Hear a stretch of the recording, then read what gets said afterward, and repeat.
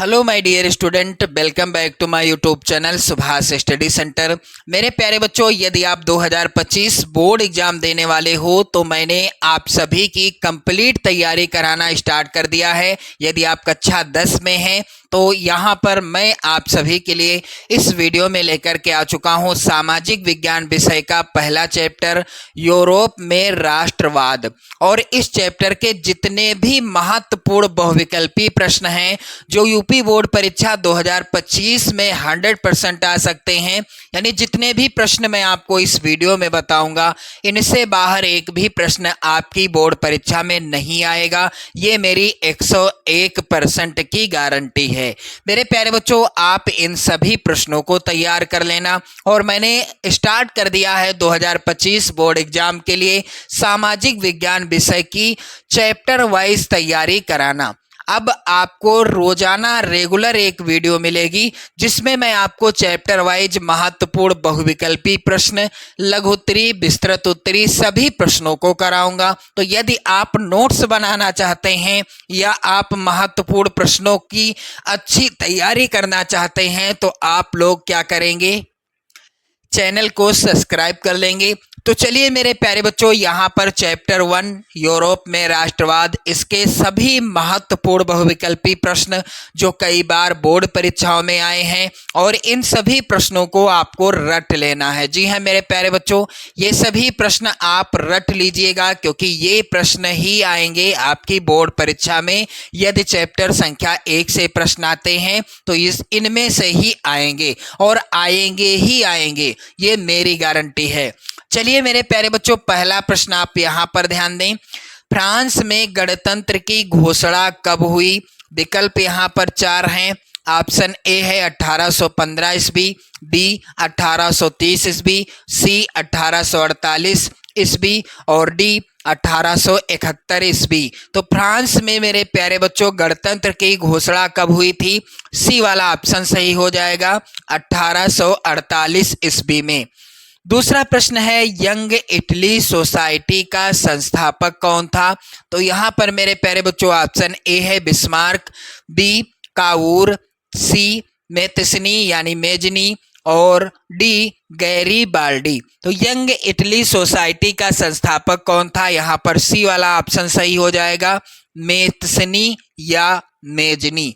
मेरे प्यारे बच्चों, वीडियो को शेयर कर देना है, इन सभी प्रश्नों को रट लेना है। चलिए अगला प्रश्न है मेरे प्यारे बच्चों, कह रहा है निम्न में से यह कथन किसका है?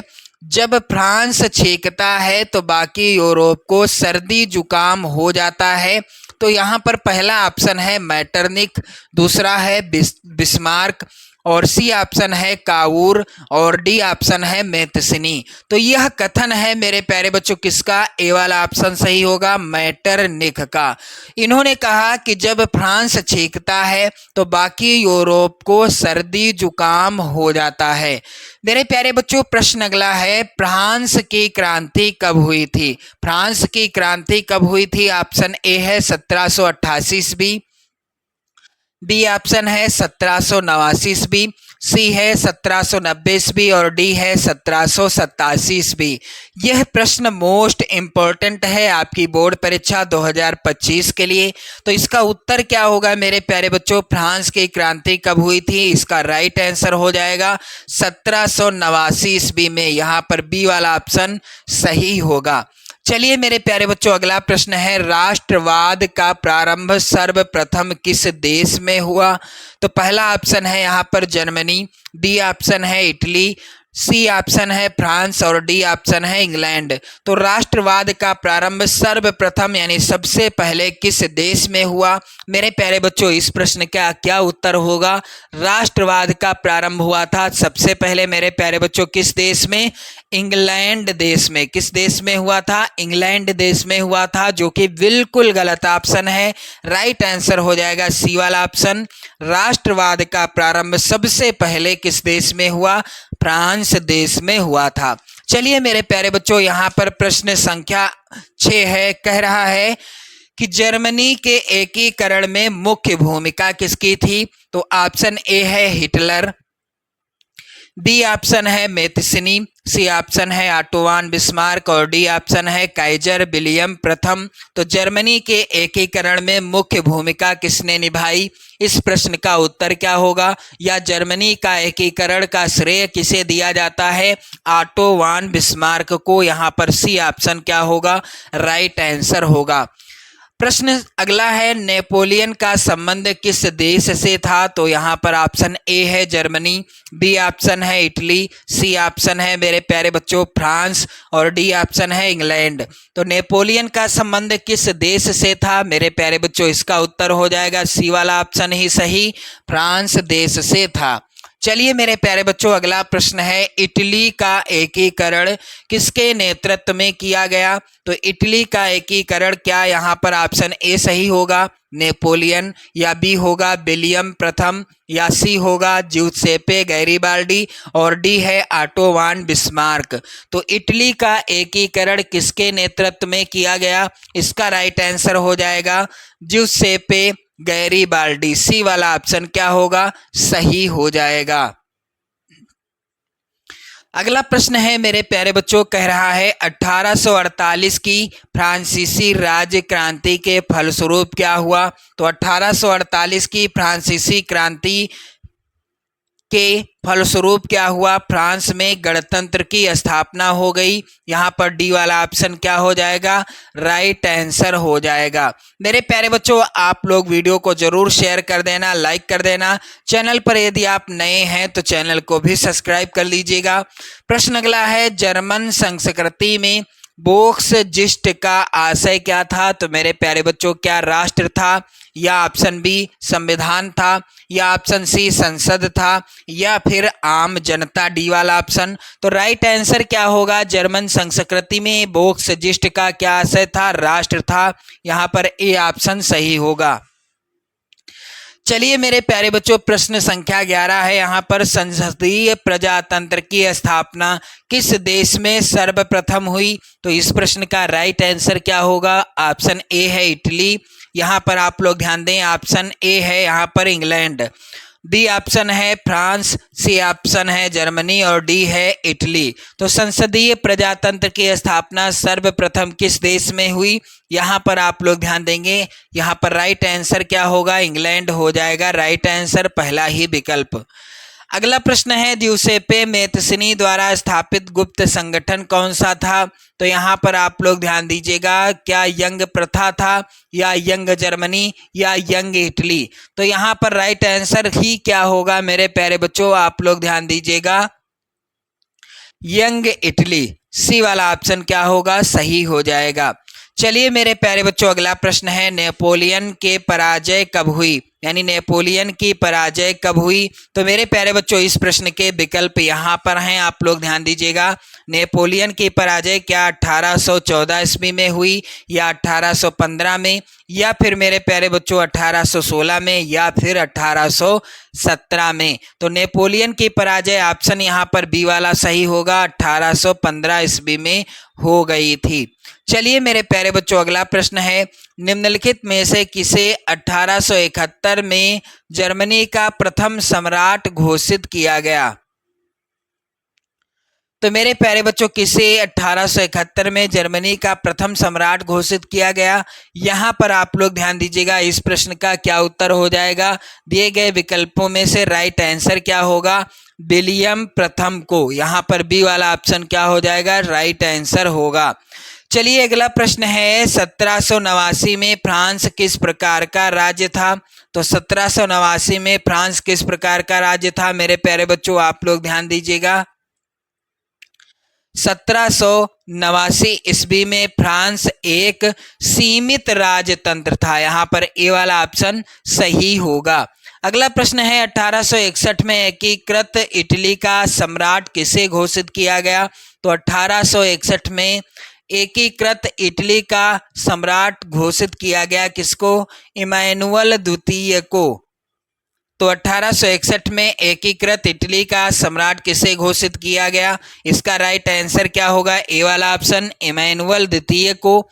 अगला प्रश्न मेरे प्यारे बच्चों है, निम्नलिखित में से कौन सा 1804 के नेपोलियन कोड में नहीं जोड़ा गया था? तो विकल्प पहला है सामंती व्यवस्था का अंत, दूसरा विकल्प है जन्म से प्राप्त विशेषाधिकार, और तीसरा विकल्प है संपत्ति का अधिकार, चौथा है कानून के समक्ष समानता का अधिकार। तो मेरे प्यारे बच्चों इसका जो है राइट आंसर क्या हो जाएगा? जन्म से प्राप्त विशेषाधिकार, यानी 1804 के नेपोलियन कोड में क्या नहीं जोड़ा गया? जन्म से प्राप्त विशेषाधिकार को। प्रश्न अगला है मेरे प्यारे बच्चों, आप लोग ध्यान दीजिएगा, यहाँ पर ज्यूसेppe मैत्सनी का संबंध किससे था? तो यहाँ पर इस प्रश्न का राइट आंसर हो जाएगा इटली के एकीकरण से। यहाँ पर बी वाला ऑप्शन क्या हो जाएगा? सही हो जाएगा। चलिए अगला प्रश्न है, वियना की संधि कब हुई थी? तो वियना की संधि क्या ऑप्शन ए 1814 में हुई, या ऑप्शन बी 1815 में, या 1816 में, ऑप्शन सी है ऑप्शन डी 1817 में। तो वियना की संधि कब हुई मेरे प्यारे बच्चों? आप लोग यहाँ पर ध्यान दीजिएगा, 1815 ईस्वी में। यहाँ पर बी वाला ऑप्शन सही होगा।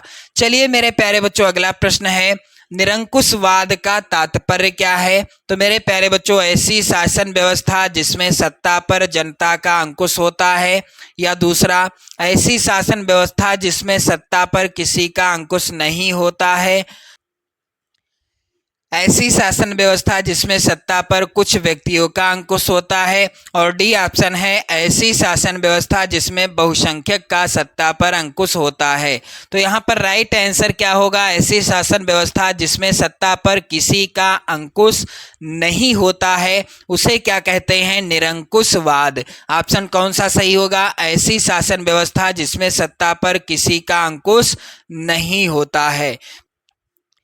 अगला प्रश्न है मेरे प्यारे बच्चों, उदारवाद से क्या तात्पर्य है? तो यहाँ पर ऑप्शन ए है निजी संपत्ति का अभाव, बी ऑप्शन है राज्य द्वारा आर्थिक गतिविधियों पर पाबंदी, सी ऑप्शन है व्यक्ति को स्वतंत्रता तथा कानून के समक्ष समानता, डी ऑप्शन है कुछ लोगों के हाथ में शासन की शक्ति। तो उदारवाद का अर्थ है व्यक्ति को स्वतंत्रता तथा कानून के समक्ष समानता। यहाँ पर कौन सा ऑप्शन सही होगा? सी वाला ऑप्शन सही होगा। चलिए अगला प्रश्न है, 1789 में फ्रांस में राष्ट्रवाद की प्रथम अभिव्यक्ति का क्या परिणाम हुआ? पहला है यहाँ पर ऑप्शन नेपोलियन का उदय हुआ, दूसरा फ्रांस की क्रांति हुई, तीसरा जर्मनी का एकीकरण हुआ, चौथा निरंकुश राजतंत्र का प्रारंभ हुआ। तो मेरे प्यारे बच्चों आप सभी लोग ध्यान देंगे, इस प्रश्न का उत्तर क्या हो जाएगा? 1789 में फ्रांस में राष्ट्रवाद की प्रथम अभिव्यक्ति का परिणाम क्या हुआ? मेरे प्यारे बच्चों फ्रांस की क्रांति हो गई। क्या हो गया? फ्रांस की क्रांति हो गई। यहाँ पर राइट आंसर क्या होगा मेरे प्यारे बच्चों? फ्रांस की क्रांति, बी वाला ऑप्शन क्या होगा? सही होगा। चलिए अगला प्रश्न है, जर्मनी को किस वर्ष एक स्वतंत्र राज्य घोषित किया गया? जर्मनी को किस वर्ष एक स्वतंत्र राज्य घोषित किया गया? इसका राइट आंसर क्या होगा मेरे प्यारे बच्चों? आप लोग यहाँ पर ध्यान दीजिएगा, जर्मनी को स्वतंत्र राज्य कब घोषित किया गया? 1871 ईस्वी में। यहाँ पर ए वाला ऑप्शन सही होगा। अगला प्रश्न है मेरे प्यारे बच्चों, निम्न में से किस संधि के फलस्वरूप यूनान को एक स्वतंत्र राष्ट्र के रूप में मान्यता मिली? तो यहाँ पर आप लोग ध्यान देंगे, इस प्रश्न का उत्तर क्या हो जाएगा? इसका राइट आंसर क्या होगा मेरे प्यारे बच्चों? आप लोग ध्यान दें, यहाँ पर प्रश्न संख्या 25 का उत्तर हो जाएगा कुस्तुनतुनिया की संधि के द्वारा। चलिए मेरे प्यारे बच्चों, मैंने आप सभी को चैप्टर 1 के जितने भी महत्वपूर्ण बहुविकल्पी प्रश्न थे सभी करा दिए, सभी प्रश्नों का उत्तर बता दिया। और यदि आप इसी तरह से बेहतर तैयारी करना चाहते हैं 2025 बोर्ड एग्जाम की, तो आप लोग चैनल को सब्सक्राइब कर लेना, वीडियो को लाइक कर देना, शेयर कर देना। जय हिंद।